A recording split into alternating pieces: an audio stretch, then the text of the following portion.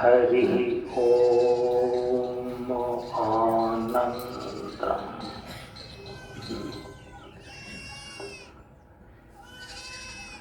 प्रशांत जीवन दर्शनम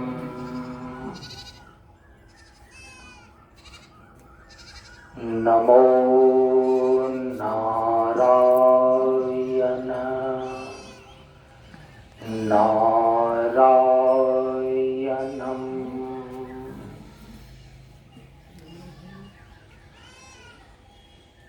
ब्रह्मानंदं परम सुखदं केवलं ज्ञानमूर्तिं द्वन्द्वातीतं गगनसदृशं तत्त्वमस्यादिलक्ष्यम् एकं नित्यं विमलमचलं सर्वधी साक्षीभूतं भावातीतं त्रिगुणरहितं सद्गुरुं तं नमामि, सद्गुरुं तं नमामि। श्री गुरु चरण स्पर्श अनुभूति। ज्ञान मार्ग सत्संग के सानिध्य में उपस्थित श्रद्धालु सत्संग प्रेमियों, ज्ञान बढ़े गुणवान के संगत, ध्यान बढ़े तपस्वी संग के नाम, बुद्धि विवेक विचार बढ़े संत सन्यासी सुसज्जन के नाम। इसलिए ज्ञानी बेधय ज्ञान से, व्याधा बेधय तीर, सद्गुरु बेधय शब्द से भींगे सकल शरीर।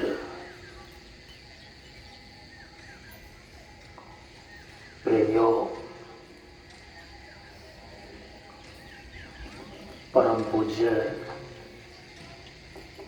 गुरुदेव के श्री चरणों में प्रणाम करते हुए आप सभी लोगों को एक साथ प्रणाम करता हूँ। हम सभी लोग परम पूज्य गुरुदेव बाबा शांतानंद जी महाराज के द्वारा स्थापित ज्ञान मार्ग सत्संग मंच की श्रृंखला में कटिहार जिला के अंतर्गत 74वां मंच कुर्सेला मंच के इस बार 30वें वार्षिकोत्सव सत्संग सत्र में आज 19 मार्च सन 2025 ईस्वी को पूर्णाहुति विदाई समारोह सत्संग में उपस्थित हैं। परम पूज्य गुरुदेव ने शांति उपदेश के अंदर यह निर्देश किया है, हम सभी लोग जिसका प्रातःकाल की साधना में प्रतिदिन उच्चारण करते हैं नित्य पूजा के अंदर, कि शांति में कर्म, ज्ञान और भक्ति एक हो जाते हैं। भगवान श्री कृष्ण ने श्रीमद् भागवत महापुराण में उद्धव जी को उपदेश करते हुए कहा है, योगस्त्रियो मया प्रोक्ता निर्णाम श्रेयो विदित्सया कर्मं ज्ञानम भक्तिश्च न अन्य उपायो अस्ति कुत्रचित्। अर्थात जीवन में कल्याण प्राप्त करने के लिए तीन ही सनातन महामार्ग बतलाए गए हैं, कर्मम ज्ञानम भक्तिश्च। अर्थात कर्म मार्ग, भक्ति मार्ग और ज्ञान मार्ग। योगस्त्रियो, भगवान ने इस तीन मार्ग के साथ योग शब्द का प्रयोग किया है। कर्म के साथ योग को जोड़ देने पर शब्द बन जाता है कर्मयोग। भक्ति के साथ योग शब्द को जोड़ देने पर शब्द बन जाता है भक्ति योग। और ज्ञान के साथ योग शब्द जुड़ जाने पर वह कहलाता है ज्ञान योग। तो कर्म, ज्ञान और भक्ति एक हो जाते हैं। और योग शब्द का अर्थ होता है जोड़ना अथवा निरोध करना अथवा एकत्व सिद्ध करना।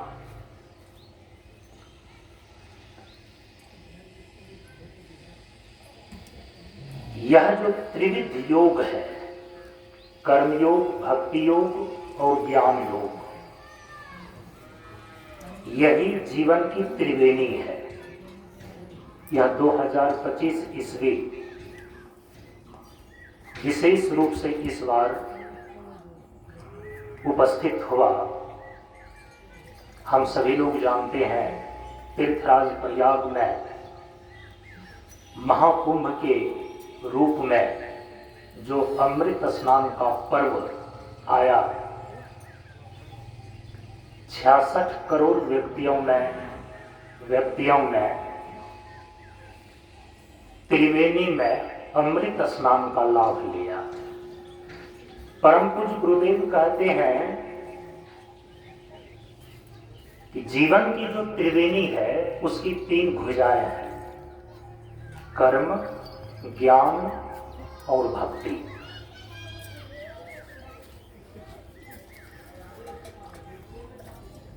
इसी तीन के द्वारा जीवन की पूर्णता प्राप्त होती है।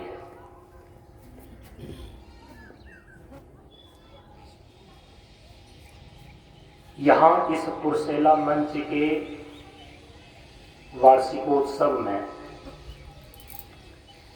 सन 2023 ईस्वी के वार्षिकोत्सव में हम सभी लोगों ने जीवन की त्रिवेणी के अंदर, जीवन की इस तीन भुजा के अंदर जो ये तीन चीजें आ रही हैं, कर्म, ज्ञान और भक्ति,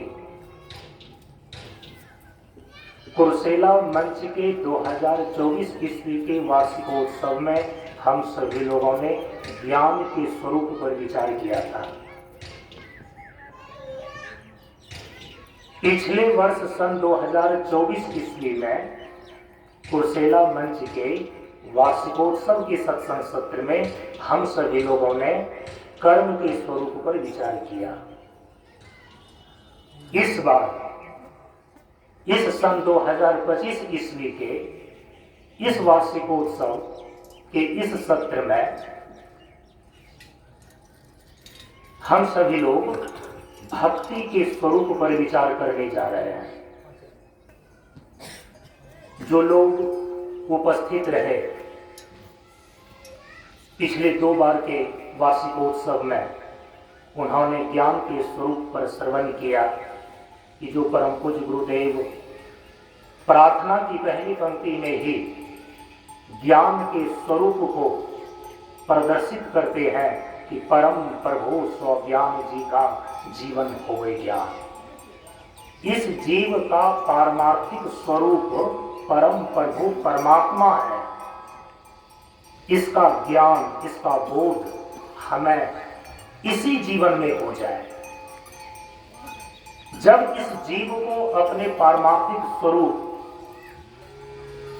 ब्रह्म का ज्ञान, अपने वास्तविक स्वरूप का ज्ञान इसी जीवन में हो जाता है, तो वह जीवन की सारी समस्याओं का समाधान पा जाता है। और जहां जीवन की सारी समस्याओं का समाधान हो जाता है, उसी को शास्त्र की भाषा में जीवन का परम पुरुषार्थ मोक्ष की सिद्धि बोलते हैं। परम पूज्य गुरुदेव के शब्दों में जीवन की पूर्णता बोलते हैं कि पाचन सांच होने से ज्ञान अभ्यास हो जाता, ज्ञान हुए सु शांत हुए सब, स्वचिंतन से ज्ञान ले शीलम शीलम सोकर। ज्ञान हुआ जब शांत हुआ, 2 पावों का पद्मासन, त्याग विवेक अभेद हुआ, जड़ चेतन का अनुशासन। ज्ञानामृत जीवन है, भोजन है। इन सारे तथ्यों पर हम सभी लोगों ने ज्ञान के स्वरूप के संदर्भ में विचार किया। कर्म के स्वरूप के अंदर हम सभी लोगों ने विचार किया कि परम पूज्य गुरुदेव कर्मयोग की साधना के अंदर जो मुख्य 3-4 बिंदुओं को अपने उपदेश के माध्यम से निर्देशित करते हैं, उसमें सबसे पहली चीज है कि प्रत्यंगों से काम लें धीरे धीरे होकर, कर्म के सामर्थ्य का उपयोग करें। परमात्मा ने देह, इंद्रिय, प्राण और अंतःकरण से विशिष्ट जीवन आपको प्रदान किया है और इसमें कर्म का सामर्थ्य है। जो इस कर्म के सामर्थ्य का उपयोग नहीं करता है, वही अपने जीवन में दीनहीन गरीब बना रहता है। सकल पदार्थ यही जगमाही, कर्महीन नर पावत नार। इसीलिए प्रत्यंगों से काम लें धीरे धीरे होकर। आपके कर्म के अनुसार से ही आपके भाग्य का निर्माण होता है। आपके जीवन का भाग्य, दुर्भाग्य और सौभाग्य आपके अपने कर्मों पर ही निर्भर है। भाग्य की रेखा सुनिश्चित है अपनी कर्म गति पर। कर्मवाद से भाग्य को बदलो और विजय पाओ अपनी अवनति पर।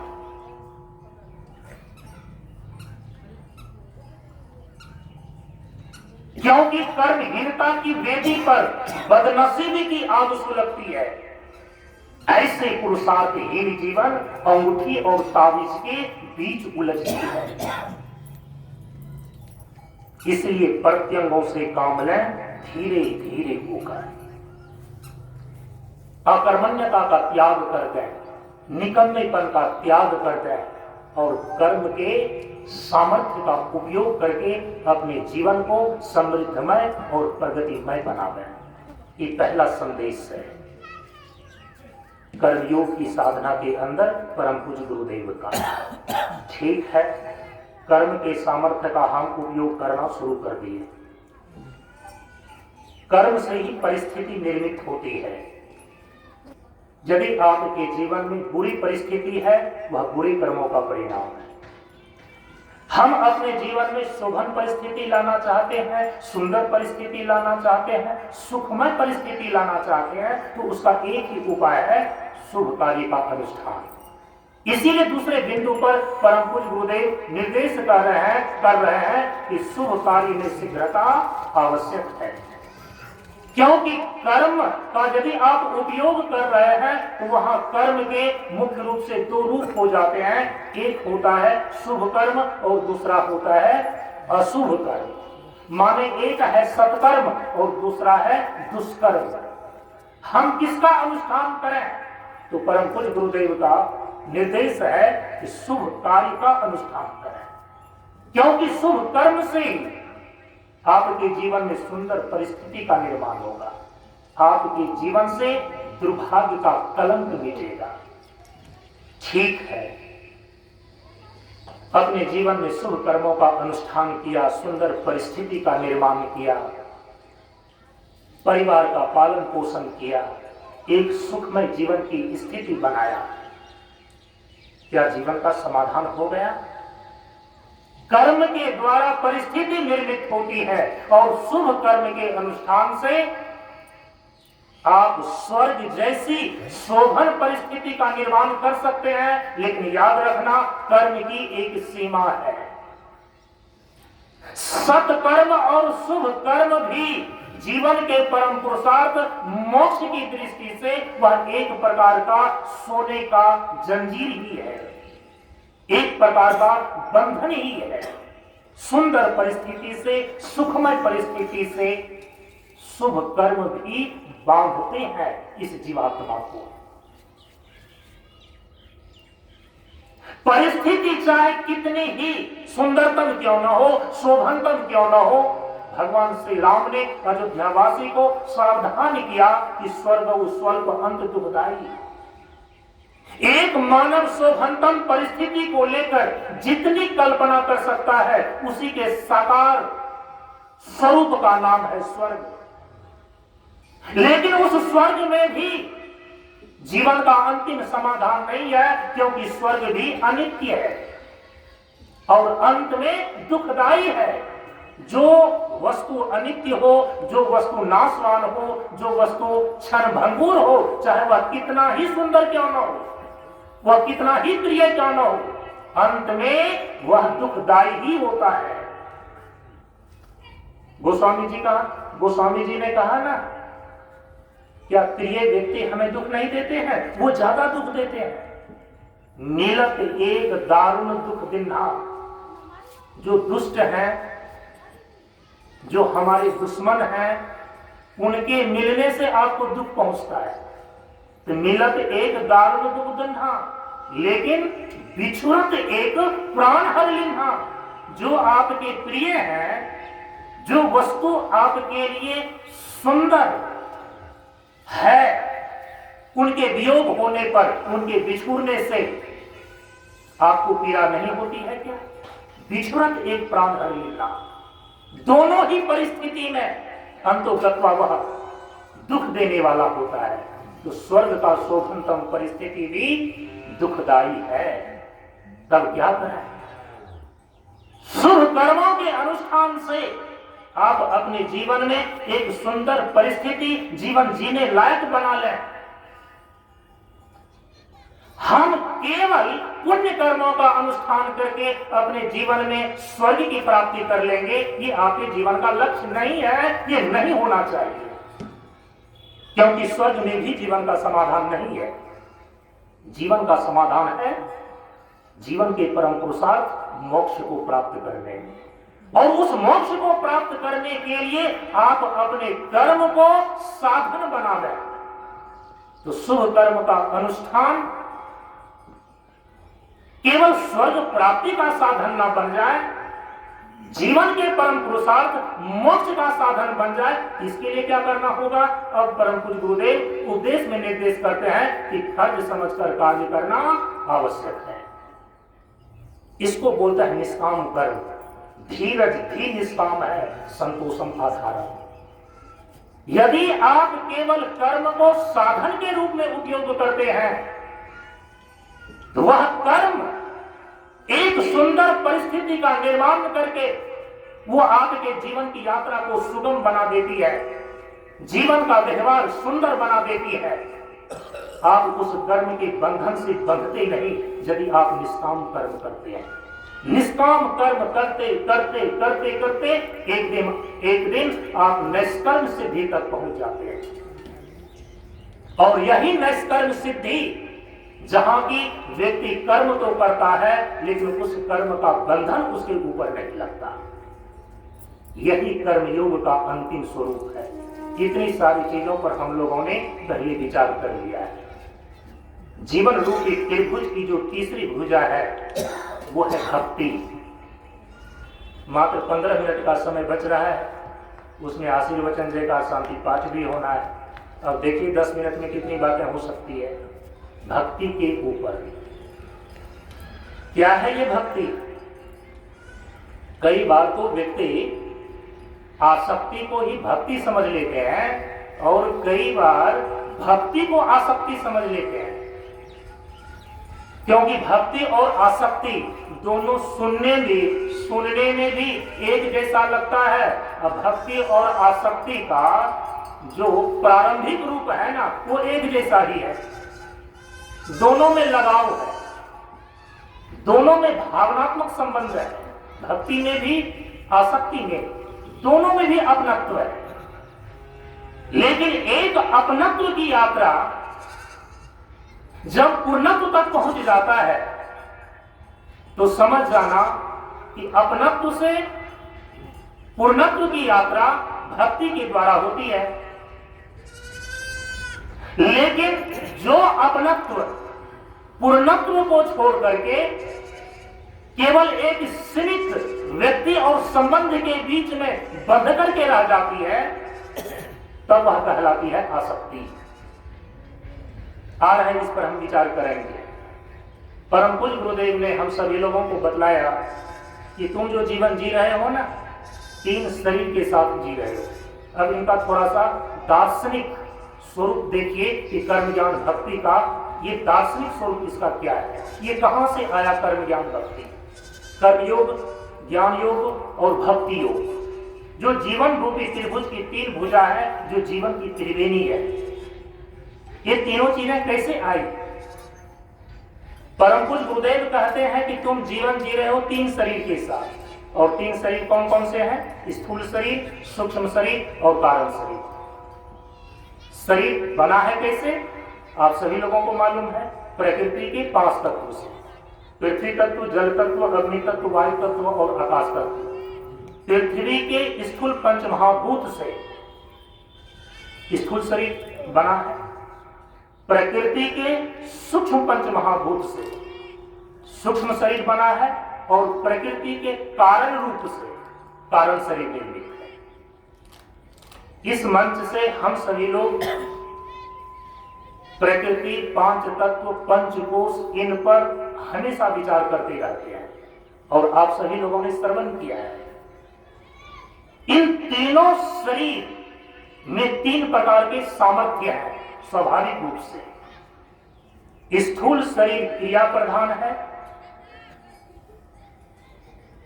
सूक्ष्म शरीर विचार प्रधान है, और कारण शरीर भाव प्रधान है। क्रिया कर्म बन जाता है, विचार ज्ञान बन जाता है, और भाव भक्ति बन जाती है। कैसे? स्थूल शरीर जो क्रिया प्रधान है, स्थूल शरीर के द्वारा कर्म की अभिव्यक्ति होती है। सूक्ष्म शरीर जो विचार प्रधान है, इसके द्वारा ज्ञान की अभिव्यक्ति होती है। कारण शरीर जो भाव प्रधान है, इसके द्वारा भक्ति की अभिव्यक्ति होती है। कारण शरीर आकाश तत्व से बना हुआ हिरण्मय कोश, मनाकाश, बुद्धाकाश, चित्ताकाश, हृदयाकाश और छिद्राकाश। जो हिरण्मय कोश है उसमें जो हृदयाकाश है, उसी हृदय के अंदर भाव है, और भाव के द्वारा ही भक्ति की अभिव्यक्ति होती है। सूक्ष्म शरीर के अंदर जो बुद्धि है, वो बुद्धि विचार का साधन है, विचार का करण है, और उसी के द्वारा ज्ञान की अभिव्यक्ति है। और इस स्थूल शरीर में देखिए 5 कर्मेंद्रियां, 5 ज्ञानेंद्रियां, इसके गोलक, हाथ पैर मुख लिंग और गुदा, आंख कान नाक जीभ और त्वचा, ये 10 अंग इस शरीर में लगे हुए हैं। इसके द्वारा क्रियाएं होती है, इसके द्वारा चेष्टाएं होती है। तो स्थूल शरीर क्रिया प्रधान होने के कारण से इसमें कर्म की अभिव्यक्ति होती है। क्रिया के साथ जब कर्तापन का अभिमान जुड़ जाता है तब हम उसको कर्म बोलते हैं। क्रिया और कर्म एक ही नहीं है, इसको पिछले बार हम बता करके आए। क्रिया से किसी प्रकार के पाप अथवा पुण्य नहीं होते। आंख के पलक का झपकना, उठना और गिरना एक क्रिया है, इसमें क्या पाप और पुण्य है। लेकिन यदि आप अभिमान पूर्वक इसी क्रिया में कर्तापन का भाव जोड़ लें और किसी को ऐसे आंख मार दें या इशारा कर दें ऐसे यहां से चले जाओ, या कोई व्यक्ति का जान खतरे में है और आपने आंख से इशारा कर दिया कि तुम भाग जाओ, तो पुण्य हो गया ना। तो कर्म पाप या पुण्य युक्त होता है, क्रिया पाप पुण्य निरपेक्ष होती है। इसीलिए कहा दार्शनिक धरातल पर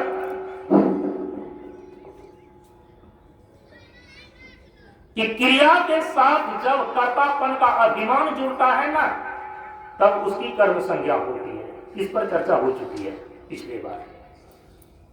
ज्ञान किसको बोलते हैं? क्या विचार ही ज्ञान है? क्या जो बुद्धि में थॉट प्रोसेस है, क्या इसी को ज्ञान बोलते हैं? क्या ज्ञान और विचार एक ही है क्या? हां, पाश्चात्य दार्शनिक, बहुत सारे ऐसे दार्शनिक हैं जो बौद्धिक थॉट प्रोसेस को ही नॉलेज की संज्ञा देते हैं। लेकिन हमारे यहां पर जो तत्वदर्शी महापुरुष हैं, जैसे सांख्य दर्शन के प्रणेता महर्षि कपिल हो गए, वेदांत दर्शन के प्रणेता महर्षि बादरायण हो गए, जिनको भगवान वेदव्यास बोलते हैं, आदि शंकराचार्य हो गए, परम पूज्य गुरुदेव बाबा शांतानंद जी महाराज हो गए। इनके दर्शन में, इनके दृष्टिकोण में विचार ही ज्ञान नहीं है। ज्ञान को प्राप्त करने का विचार एक साधन है और विचार की अभिव्यक्ति होती है बुद्धि से। तो केवल थॉट प्रोसेस,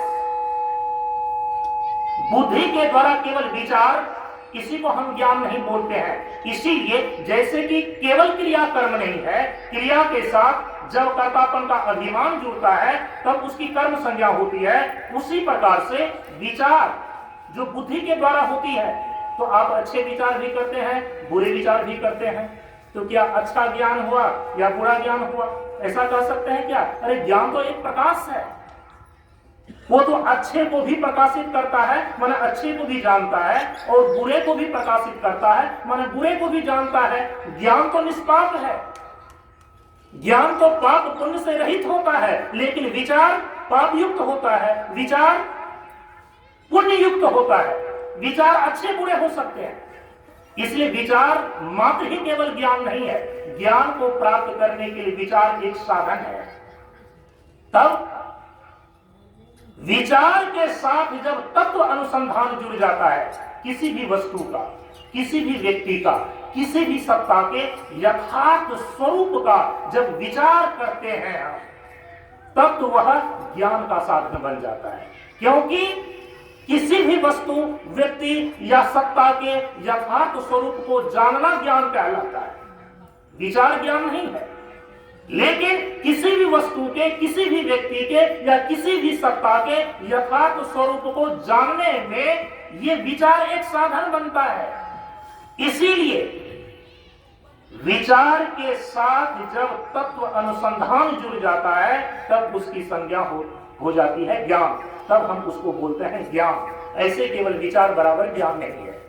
ठीक उसी प्रकार से है कारण शरीर जो भाव प्रधान है, इस कारण शरीर के द्वारा जो भक्ति की अभिव्यक्ति होती है, ये क्या केवल भाव ही भक्ति है?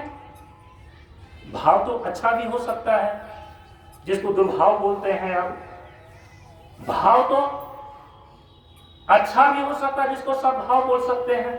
तो सद्भाव और दुर्भाव ये तो पाप पुण्य युक्त होता है, लेकिन भक्ति भी पाप पुण्य युक्त होता है क्या? क्या भक्ति पुण्य देती है? क्या भक्ति पाप देती है? नहीं। जैसे क्रिया पाप पुण्य निरपेक्ष होती है, ज्ञान पाप पुण्य निरपेक्ष होता है, उसी प्रकार से भक्ति पाप पुण्य निरपेक्ष होती है। भक्ति मुक्ति का साधन है, लेकिन जब भाव में सद्भाव जुड़ता है वो पुण्य का कारण बन जाता है। भाव के साथ जब दुर्भाव जुड़ जाता है वो पाप का कारण बन जाता है। किसी के प्रति आप खराब भावना रखते हैं, पाप तो हो गया ना। लेकिन किसी के प्रति आप सद्भाव रखते हैं, माता का भाव रखते हैं, पिता का भाव रखते हैं, बुरा भाव नहीं रखते। मातृदेवो भाव, पितृदेवो भाव, आचार्य देवो भाव, ऐसा जो सद्भाव है ये तो पुण्य है।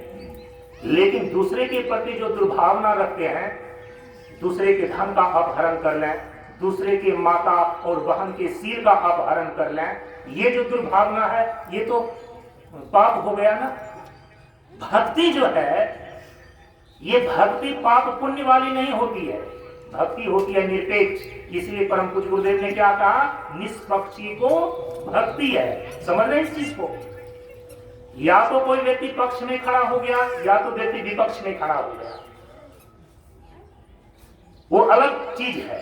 लेकिन परम पूज्य गुरुदेव तो यहां पर भक्ति का मापदंड निश्चित कर रहे हैं कि निष्पक्षी को भक्ति है।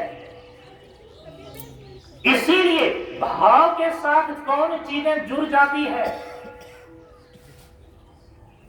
तब वह भक्ति बन जाती है। अब यहां पर थोड़ा सा आपको गहराई से समझना होगा।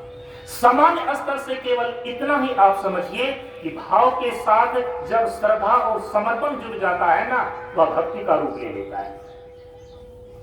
यह सामान्य अर्थ है।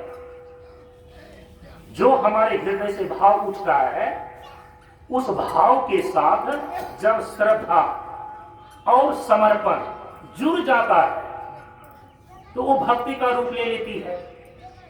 मातृभक्त होते हैं, पितृभक्त होते हैं, गुरु भक्त होते हैं, राष्ट्र भक्त होते हैं और फिर परमात्मा के भक्त होते हैं। यदि माता के प्रति श्रद्धा और समर्पण है तो मातृभक्त है, पिता के प्रति श्रद्धा और समर्पण है तो पितृभक्त है हम। गुरु के प्रति हमारा यदि श्रद्धा और समर्पण है तो हम गुरु भक्त हैं। राष्ट्र के प्रति यदि श्रद्धा और समर्पण है हम राष्ट्र भक्त हैं। यदि ईश्वर के प्रति, परमात्मा के प्रति हमारा श्रद्धा और समर्पण है तो हम परमात्मा के भक्त हैं। भक्ति का अर्थ है कि जब भाव के साथ श्रद्धा और समर्पण जुड़ जाए तब हम उसको बोलते हैं भक्ति। सामान्य अर्थ, दार्शनिक धरातल पर भक्ति हम उसको बोलते हैं। भाव जो है ना, भाव से ही संबंध बनता है। जितना भी संबंध है आपका, आप थोड़ा सा विचार करके देखिए, वो भावनात्मक संबंध है, इमोशनल अटैचमेंट। परम पूज्य गुरुदेव ने प्रशिक्षण के दरमियान हम सभी लोगों को समझाया कि बच्चा,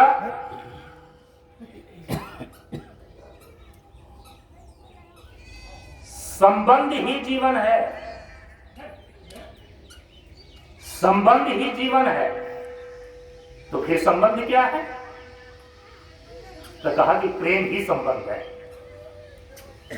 आज देख ना लीजिए, जैविक धरातल पर जो माता पिता से पुत्र का संबंध होता है जैविक धरातल पर है, पति पत्नी का संबंध सामाजिक धरातल पर है, उनका तो जैविक संबंध भी नहीं है। लेकिन जिस माता पिता के, जिस पिता और पुत्र के बीच प्रेम नहीं रह गया, पिता पुत्र का संबंध भी कहाँ रह जाता है। जिस पति पत्नी के बीच प्रेम नहीं रह गया तो पति पत्नी का संबंध भी कहाँ रह गया। हाँ, निर्वहन करना अलग बात है, उसको निभाना अलग बात है, लेकिन संबंध को जीना अलग बात है। समझ रहे हैं इस चीज को? परम पूज्य गुरुदेव कहते हैं कि संबंध ही जीवन है। तो फिर संबंध क्या है? कहा कि प्रेम ही संबंध है। जिससे गहरा प्रेम होता है, गुरु के प्रति गहरा प्रेम हुआ तो घर द्वार साधु का छूट गया कि नहीं छूट गया? माता पिता छूट गए कि नहीं छूट गए? ये तो मैंने निवृत्ति मार्ग का उदाहरण दिया। प्रवृत्ति मार्ग में जिस लड़का लड़की को आपस में परस्पर प्रेम हो गया, माँ बाप को छोड़ करके चल देता है कि नहीं चल देता है? तो इसका मतलब है कि प्रेम ही संबंध है।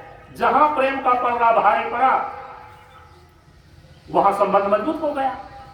चाहे पति पत्नी का हो, पिता पुत्र का हो, प्रेमी प्रेमिका का हो, गुरु शिष्य का हो और भक्त भगवान का हो, जहां प्रेम का पलड़ा भारी पड़ा वहीं संबंध मजबूत है। जहां प्रेम का पलड़ा हल्का हुआ वहां संबंध आपका हल्का हो गया, संबंध टूट गया। तो प्रेम है क्या? उत्कृष्ट भाव का नाम ही तो प्रेम है।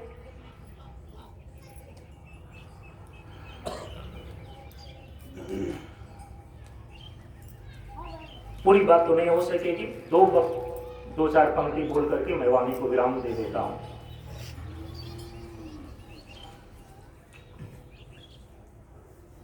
हमारे शास्त्र में बताया गया, भक्ति के बहुत बड़े जो आचार्य हुए ना, नारद भक्ति सूत्र, सांडिल्य सूत्र, सनातन धर्म के ग्रंथों में 2 ग्रंथ आते हैं और उसका थोड़ा सा आप यदि हिंदी में सामान्य भाषा में यदि पढ़ना चाहते हैं तो स्वामी विवेकानंद का प्रेम योग एक पुस्तक है, उसको एक बार पढ़ करके देखिएगा। प्रेम योग एक है, उनका भक्ति योग। प्रेम योग और भक्ति योग दोनों को मिलाकर के आप पढ़ करके देखिएगा। तो नारद भक्ति सूत्र और सांडिल्य सूत्र ये भक्ति दर्शन कहलाते हैं।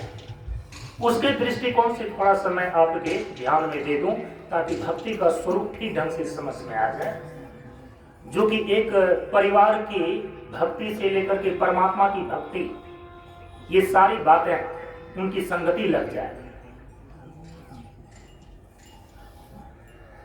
कहा कि जब अहम एसाम मम एते की बुद्धि,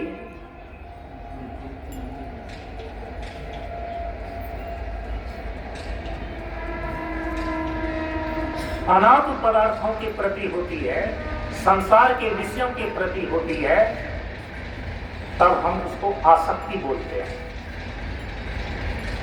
क्षुद्र चीजों के प्रति जब होती है, सीमित चीजों के प्रति जब होती है, निकृष्ट चीजों के प्रति जब होती है, तब हम उसको बोलते हैं आसक्ति। अहम एसाम मम एते की बुद्धि। तो संस्कृत में है, उसका हिंदी में क्या अर्थ होता है? अहम एसाम मम एते का अर्थ होता है अहम एसाम माने मैं इनका हूं, मम एते माने ये मेरे हैं। ये बुद्धि जिसके प्रति होती है वो भक्ति कहलाती है। भगवान के प्रति अहम एसाम मम एते की बुद्धि यदि इस जीव की है तो परमात्मा की भक्ति है। यदि किसी व्यक्ति के प्रति अहम एसाम मम एते की बुद्धि है, अहम एसाम माने ये मैं इनका हूं और ये मेरे हैं, अहम एसाम मम एते की बुद्धि व्यक्ति के प्रति है तो उस व्यक्ति के प्रति भक्ति है आपकी। परिवार के प्रति है अहम एसाम मम एते की बुद्धि तो परिवार की भक्ति है। राष्ट्र के प्रति यदि अहम एसाम मम एते की बुद्धि है कि ये राष्ट्र का मैं हूं और ये राष्ट्र मेरे हैं, ये भावना जब तक आपके अंदर उद्भूत होती रहती है, इस भावना में जब तक आप जीते हैं तो आप राष्ट्र भक्त कहलाते हैं। तो कहा कि प्रायः स्वाभाविक रूप से जीव अपनी अज्ञानता के कारण से अहम एसाम मम एते की बुद्धि अनात्म पदार्थों में अर्थात संसार के विषयों में बना लिया है। संसार के जितने भी भोग्य पदार्थ हैं, रोटी कपड़ा मकान जमीन जायदाद, जितने भी प्रकार के संबंध हैं संसार के, सब में स्वाभाविक रूप से आपकी अहम एसाम मम एते की बुद्धि बनी हुई है या नहीं हुई है? इनका मैं हूं और ये मेरे हैं।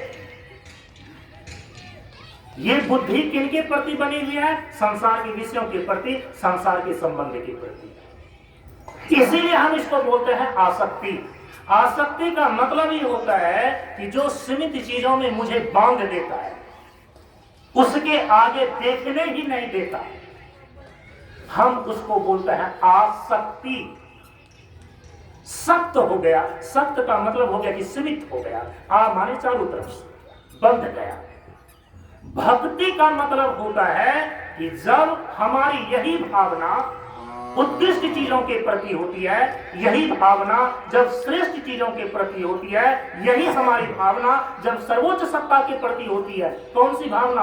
अहम एसाम मम एते की भावना। यदि ये ईश्वर के प्रति, उत्कृष्ट सत्ता के प्रति, उच्च आदर्श के प्रति जब हो जाती है, तब हम उसको बोलते हैं भक्ति। और हमारे शास्त्रों में भक्ति की बड़ी महिमा गाई गई है। भक्ति फल विनसय नहीं, जो जुग जाए अनंत, ऊंच नीच घर जन्म ले तो भी संत के संत। भक्ति फल विनसय नहीं, जो जुग जाए अनंत। यदि हम ऐसा मम ऐसे की बुद्धि, आपकी भावना, आपका लगाव उत्कृष्ट चीजों के प्रति, दिव्य चीजों के प्रति, श्रेष्ठता के प्रति, सर्वोच्च सत्ता के प्रति, ईश्वर के प्रति हो जाती है, इस भक्ति की महिमा गाई गई है। भक्ति फल विनसय नहीं, जो जुग जाए अनंत, ऊंच नीच घर जन्म ले तो भी संत के संत। मुक्ति का मार्ग भक्ति है, जो युक्ति बिना नहीं होती है। युक्ति से भक्ति यदि न किया तो भव से त्राण कहां होगा। सत्संग बिना सोचो मानव, जग में वह ज्ञान कहां होगा, जिस ज्ञान की साया में जाकर अपना कल्याण महा होगा। तो मुक्ति का मार्ग भक्ति है। गोस्वामी जी क्या लिखते हैं रामचरितमानस के उत्तरकांड में? भक्ति स्वतंत्र सकल सुख खानी, बिनु सत्संग पावहि न प्राणी। ये भक्ति क्या है? इसकी महिमा देखिए, शास्त्रों में बताई गई कि भक्ति स्वतंत्र सकल गुण खानी।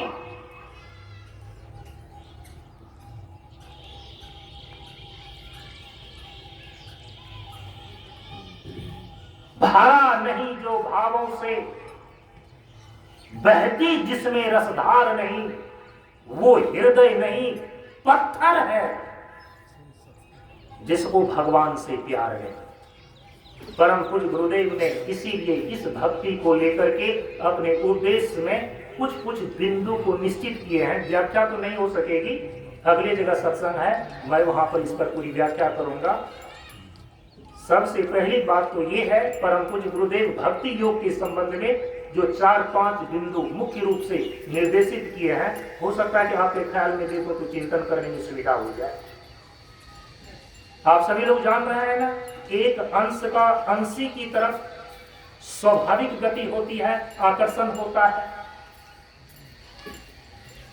ईश्वर अंश जीव अविनाशी होने के कारण से इस जीव की स्वाभाविक गति ईश्वर की ओर है। इस जीव चेतन का स्वाभाविक आकर्षण परम चेतन ईश्वर की ओर है, लेकिन अज्ञानता के कारण से, देहासक्ति के कारण से, विषयासक्ति के कारण से हुआ क्या है? बीच में संबंधों में धूल पड़ गया है। इसलिए परम पूज्य गुरुदेव अब आपको शांति वंदना के अंदर निर्देश करते हैं कि भेद सर्वदा शांत भावो सम्मुख जीव वहां। यही भक्ति का आरंभ है। जो अंश जीव अपने अंशी ईश्वर के प्रति जो इनका स्वाभाविक आकर्षण है, अंश अंशी होने के कारण से, जैसे कि जल का बिंदु समुद्र की ओर स्वाभाविक रूप से दौड़ता है, अग्नि की चिंगारी सूर्य की ओर स्वाभाविक ओर से उठता है। जो अंश होता है अपने अंशी की तरफ स्वाभाविक रूप से वह दौड़ता है, उनकी गति होती है। ये जीव ईश्वर का अंश है तो इनकी भी स्वाभाविक गति ईश्वर की ओर ही है। फिर ये अटक गया कहां, भटक गया कहां, कैसे? उसका एक ही कारण है, अज्ञानता, देहासक्ति और विषयासक्ति। संबंधों के बीच में केवल धूल पड़ गया है प्रेमियों। परम पूज्य गुरुदेव कहते हैं कि सम्मुख जीव महान, जो इस जीव का स्वाभाविक आकर्षण है अपने पूर्ण स्वरूप ईश्वर के प्रति, जब वह तरोताजा रहे ना, यह जीव जब देहाशक्ति, विषयाशक्ति इससे विमुख होकर के अपने पूर्ण स्वरूप ईश्वर की ओर उन्मुख हो जाए, यही भक्ति का प्रारंभ है। भेद सर्वदा शांत बाहो, सम्मुख जीव महान। और यही कारण है कि जो इस जीव का अपने पूर्ण स्वरूप ईश्वर के प्रति स्वाभाविक आकर्षण है, स्वाभाविक गति है, जो कि देहाशक्ति और विषयाशक्ति के कारण से ये संबंध जो है, उनका एहसास, उनकी अनुभव और अनुभूति फीकी पड़ गई है, धीमी पड़ गई है। उसको स्पष्ट करने के लिए, इस अनुभूति और एहसास को तरोताजा करने के लिए भक्ति के दो स्वरूप में एक वैधि भक्ति होती है। वैधि भक्ति बोलते हैं जिसमें ईश्वर अपने स्वाभाविक संबंध जो ईश्वर के प्रति है उसको तरोताजा अनुभव अनुभूति करने के लिए, एहसास करने के लिए जिस विधि का उपयोग किया जाए, जिस प्रक्रिया का उपयोग किया जाए, उसको बोलते हैं नवधा भक्ति। भागवत में नवधा भक्ति के 9 अंग वैधि भक्ति के रूप में बतलाया गया कि 9 प्रकार की प्रक्रिया से यह जीव अपने पूर्ण स्वरूप ईश्वर के प्रति जो इनका स्वाभाविक आकर्षण है, स्वाभाविक इनका संबंध है, इसको तरोताजा कर सकता है। इस अनुभूति को वह तरोताजा कर सकता है। कैसे? श्रवणम, कीर्तनम, विष्णु स्मरणम, पाद सेवनम, अर्चनम, वंदनम, दास्यम, सख्यम, आत्मनिवेदनम। श्रीमद् भागवत महापुराण के अंदर नारद जी ने प्रहलाद को, ध्रुव को वैधि भक्ति के रूप में ये 9 प्रकार की विधियां बतलाई है। और इसीलिए हम सभी लोग परम पूज्य गुरुदेव के द्वारा दिए गए महामंत्र के द्वारा प्रशांत जीवन दर्शनम का कीर्तन करते हैं।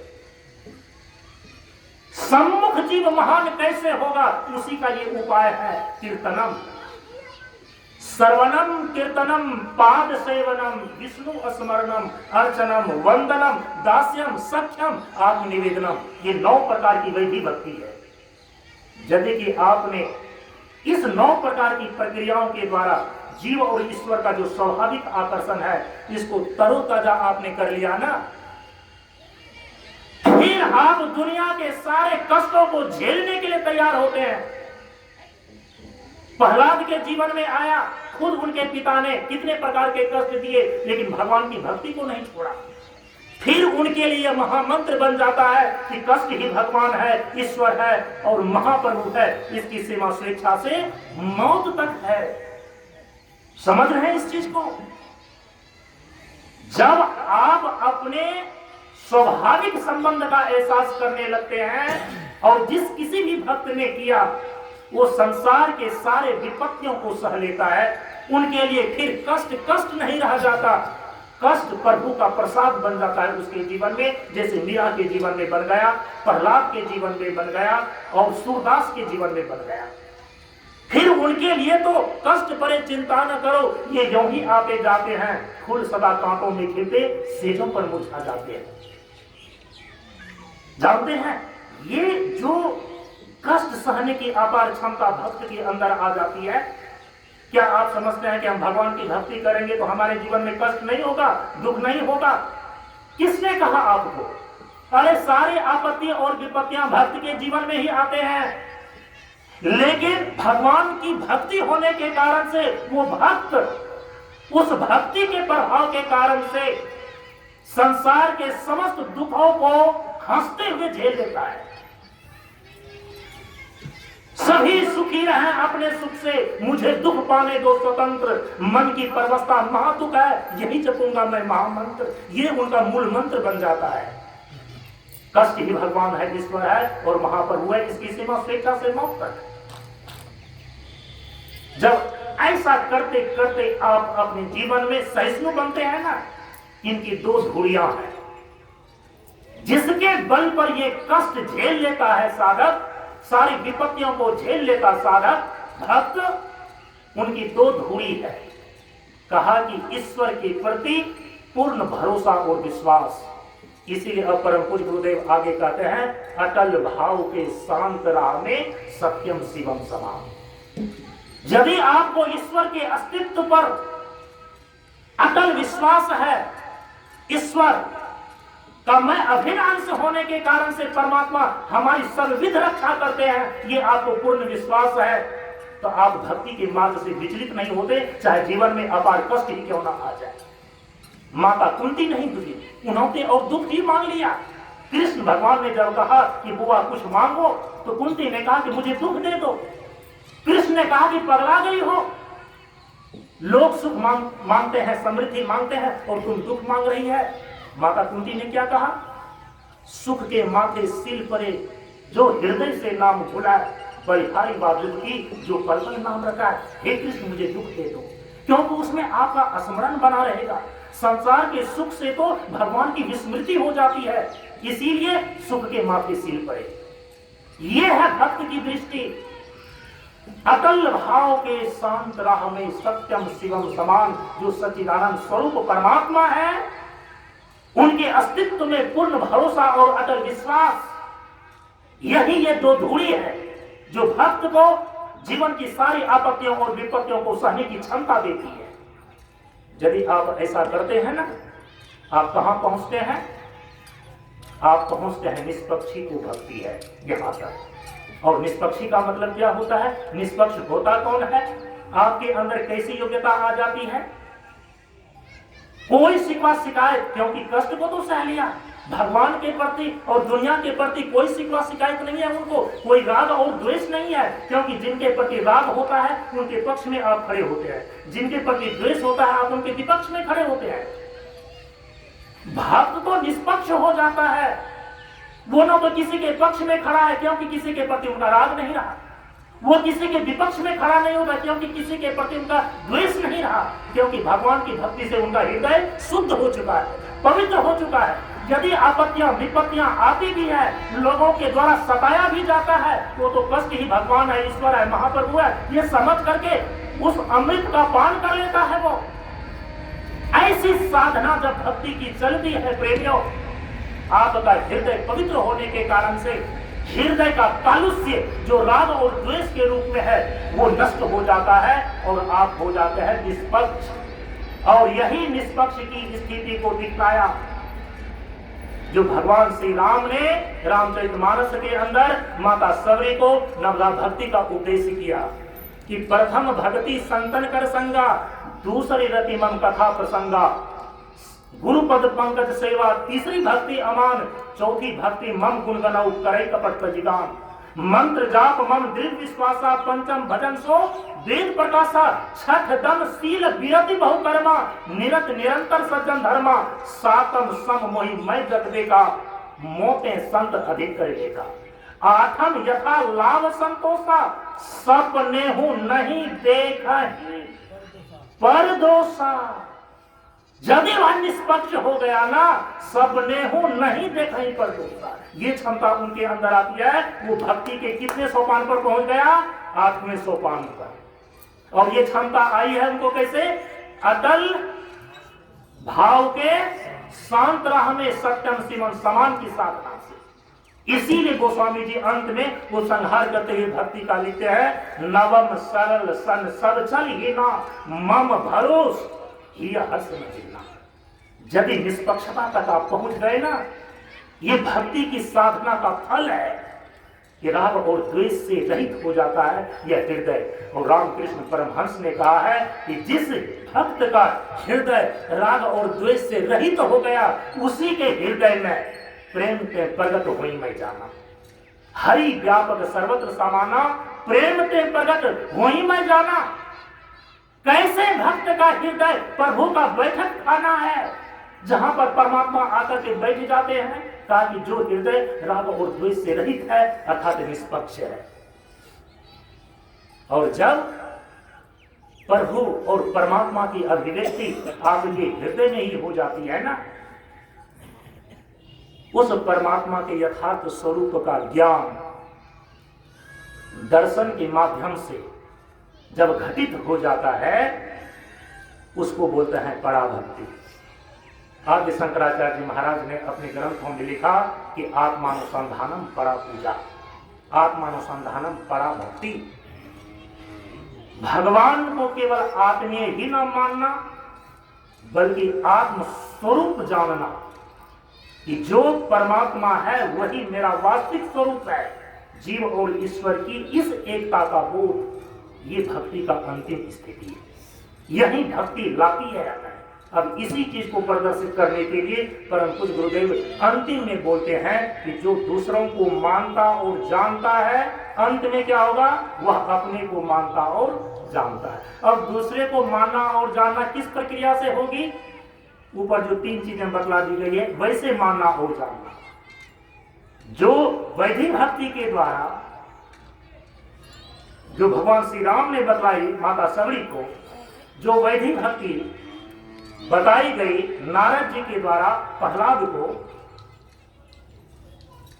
ध्रुव को, उस प्रकार से मानना और जानना जब होता है ना, उसका एक ही परिणाम होता है, स्वयं को जानना।